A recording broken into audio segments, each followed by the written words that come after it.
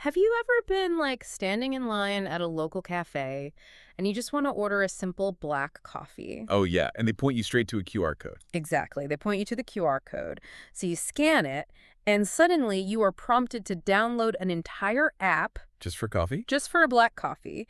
And you sit there watching the progress bar crawl because this app, which, I mean, it exists solely to tell a barista to pour hot water over beans, is a massive 300 megabyte download. It's ridiculous. It drains your battery, it asks for your location data for some reason, and it probably requires like a software update before you can even use it. You sit there and just think, how did we actually get to this point? It is arguably the defining frustration of modern consumer technology. I mean, Yeah. we're walking around with devices that possess more computing power than the entire server farms had a few decades ago. Right. And we use them to wait for a loading screen on a loyalty point tracker. We have entirely normalized digital bloat. And that shared frustration is really what we are digging into today. We are looking at a fully functional, highly intricate, and honestly deeply satirical GitHub repository called HERESY. Which is such a fitting name. It really is. It was created by a developer named Trent Slade under the username QSOLKCB. And the stated mission of this project for our deep dive today is to explore how it acts as a modern developer simulator. Right, by using these extreme archaic constraints. Yeah, to highlight the sheer absurdity of how we build software today. And, I was trying to figure out how to visualize this project for you, the listener, and the best analogy I could come up with is this. Okay, let's hear it. Imagine an engineer building a meticulously functioning Rube Goldberg machine, but entirely out of antique grandfather clock parts. Oh, wow. Okay. And they do this not because they have like a weird obsession with grandfather clocks, but to prove to the world that modern digital smartwatches have become completely unnecessarily complicated. They are building a monument to inefficiency specifically to highlight our everyday inefficiency. That is actually a highly accurate way to frame it. Because to understand the critique, you really have to look at where heresy directs its first attacks. Right. It doesn't start with the end-user apps. Yeah. It starts deep in the boiler room of software engineering. It goes after our modern obsession with endlessly layered build systems and web frameworks. Okay, let's unpack this because the way the creator tackles build systems is, well, it's almost aggressive. It really is. They built something in version 1.0.0 called the Ouroboros Build Simulator. And it's a C program nested inside a Rust program that basically writes and compiles more C programs purely to create a nightmare loop of dependencies. Just a total nightmare. Yeah.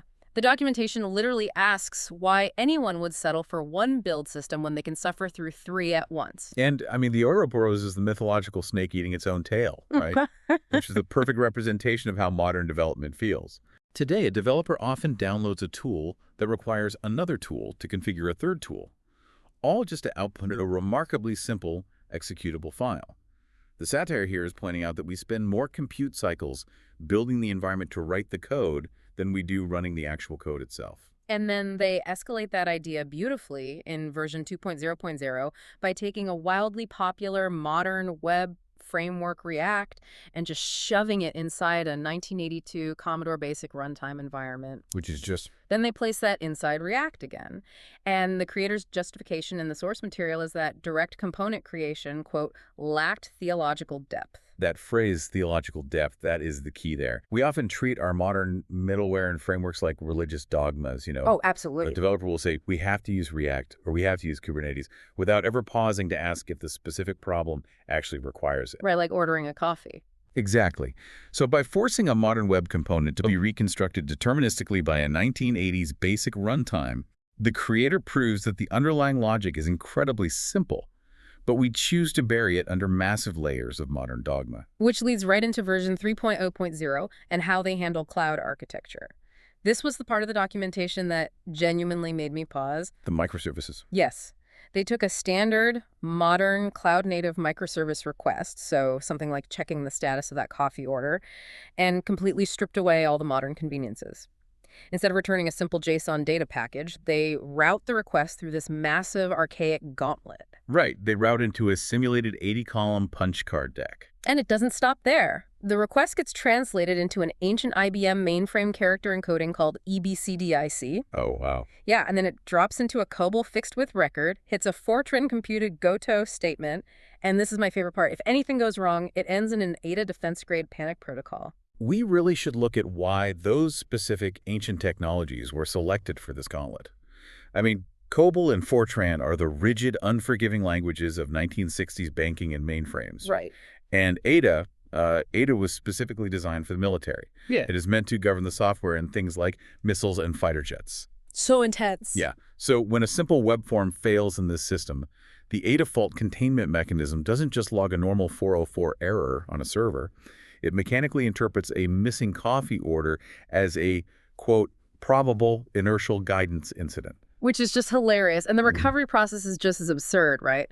To bypass that error, the system demands an exact 80-character override code that is supposedly stored in a sealed envelope physically located next to the line printer. Naturally. And the creators' reasoning for building this specific nightmare, they literally wrote, I routed the Cloud-Native Microservice through an EBCDIC Punch Card because JSON lacked institutional trauma. It is hilarious, but it really shines a light on a very bleak reality in modern infrastructure.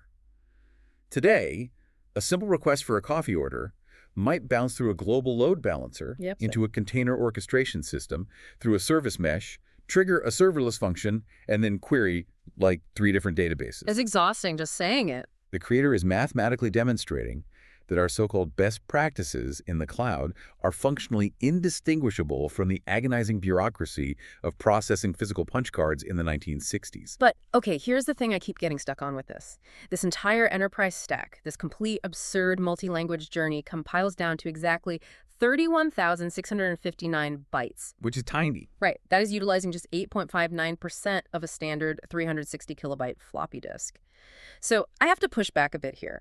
Is it really fair to compare a 300 megabyte modern app to a 31 kilobyte punch card simulation? Because modern apps have high-resolution assets, they have to process secure payments like Apple Pay. They include complex accessibility features. Doesn't modern user experience inherently require more than 30 kilobytes? So that is the exact defense the tech industry uses to justify bloat.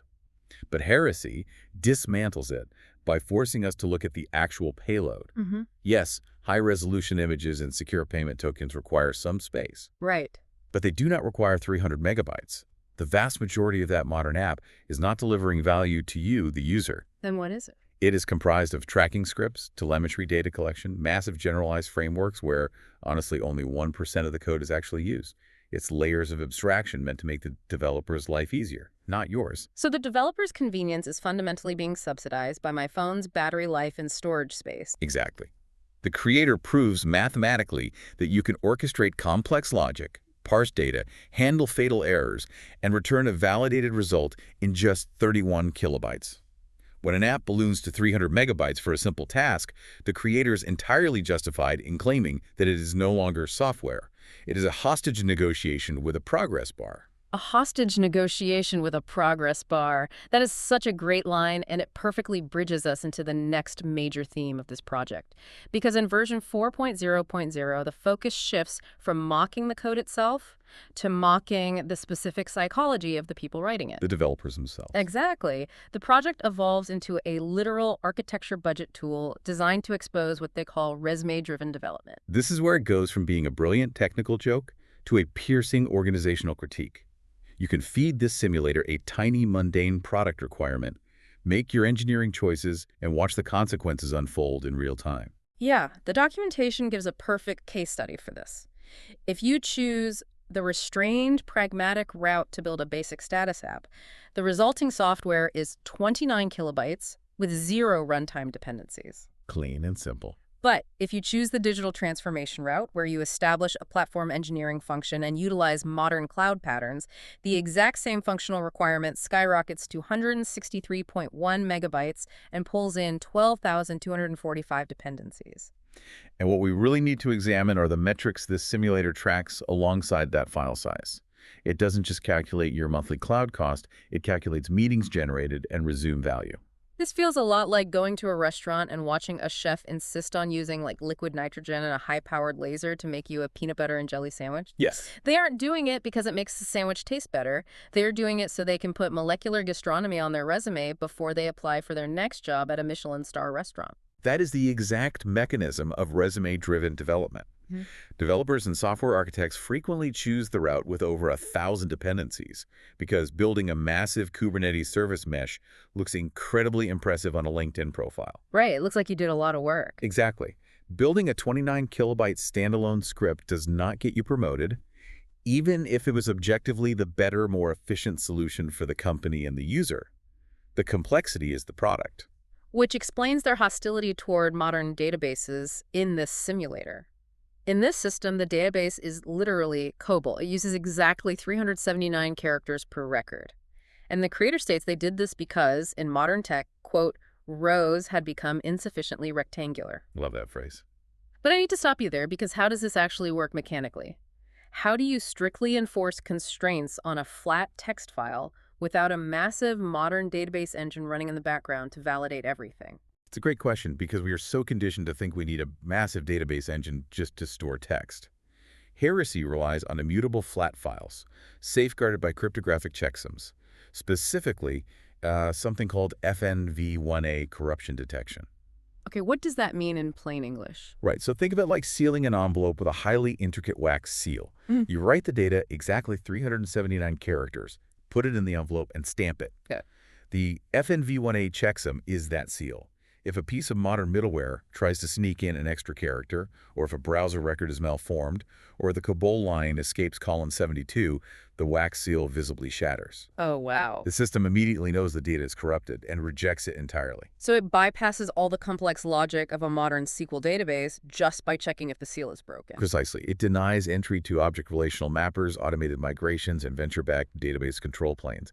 And in doing so, it proves that rigid, uncompromising mathematical constraints yield much more reliable data than fluid, infinitely scalable cloud databases. That makes a lot of sense. Because in a modern no-SQL database, if a piece of data is missing, the system often pads it, guesses it, or hides it behind a flexible schema.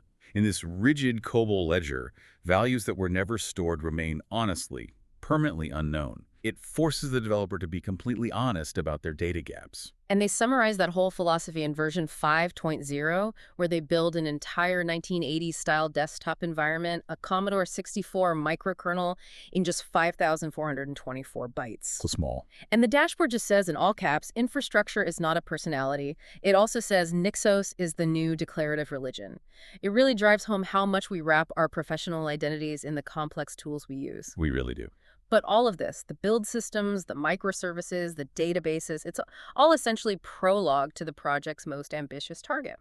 Which brings us to today's date, August 15th, 2026. Yes, because if you thought cloud microservices were heavily bloated and driven by hype, the enterprise AI space operates on an entirely different stratosphere of waste. Heresy drops version 6.0.0, which they title AI 1440, the zero-parameter enterprise model governance appliance. 0 parameters. Right. They take aim at companies throwing tens of gigabytes of language models and massive GPU clusters at basic corporate governance problems.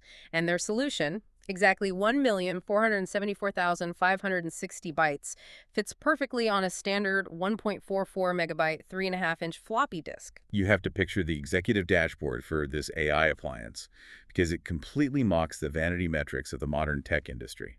Foundation model. It lists none. Parameters, 0. GPU cluster, no. Kubernetes, denied. I love that. And the monthly cloud cost is proudly listed at exactly $0.00. And the vector database just says, a file. No subscription fees to a massive cloud provider, just text on a disk. Here's where it gets really interesting, though, because they introduce what they call their AI personas. Right, the personas. The first is called Heretic 0. It is a deterministic, non-neural baseline model. It gets a perfect 100 out of 100 score on its logic and math tests, and it generates 0 excuses. And just to rub it in, the dashboard reads, Heretic 0 is not an LLM. Management has been informed several times. Heretic 0 serves a vital function here. It is an epistemic control group. Because in rigorous science, you always have a control group to prove your new variable actually does something useful, right? Right. Well, in the AI industry, companies rarely use a baseline control. They throw a multi-billion parameter large language model at a basic math or logic problem, and when the model eventually gets it right, they applaud the miracle of artificial intelligence. They throw a parade. Exactly. Yeah. But Heretic 0 solves the exact same exam using explicit lightweight algorithms. It proves that using a massive neural network to do basic fixed logic is a profound waste of energy and compute. But the real star is the second persona, Parent 0. This is a deterministic 1990-style concerned parent expert system. Its sole purpose in life is to heavily lecture massive multi-billion parameter local LLMs. Is so good. The creator actually built a lab harness that allows this tiny zero-parameter parent to scold massive local models like Win3.8b or DeepSeek R1.8b. The visual contrast is just stunning. You have an LLM that requires massive amounts of gigabytes in memory, being actively graded and disappointed by a rigid, rule-based script that takes up almost no space. And the dialogue they included in the documentation is incredible. The massive LLM acts as the student, and it tries to explain its workflow, saying, I use tools. And Parent Zero, this tiny script, instantly replies, you use tools when you should be using book. Just brutal. Or the LLM proudly states, I got 100%, and Parent Zero immediately counters with 100%. Good. Why no extra credit? It is a perfectly engineered disappointment engine. A disappointment engine. But wait, I have to challenge the core technical premise here. How does a fixed zero-parameter script actually govern an LLM that can, hallucinate infinitely? They proudly state in the docs that, quote, a missing fact is not a prompt engineering opportunity. Are they really arguing that we can replace massive AI governance models with basic math? They are not just arguing it, they're proving it mechanically. This goes back to the core theorem printed on this release. Evidence is greater than infrastructure. Okay, break that down for me. Think of it like a teacher grading an open book math test.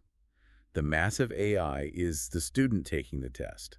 The modern tech industry's approach to grading that test is to build a second, equally massive AI to read the student's answers, infer the context, and try to decide if it's mostly correct. Which requires double the computing power. Exactly.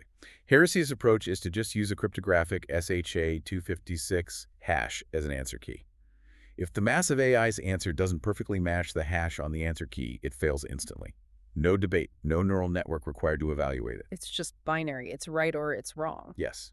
It doesn't infer culture, it doesn't rely on messy human feedback training, and it doesn't care about the LLM's apologies.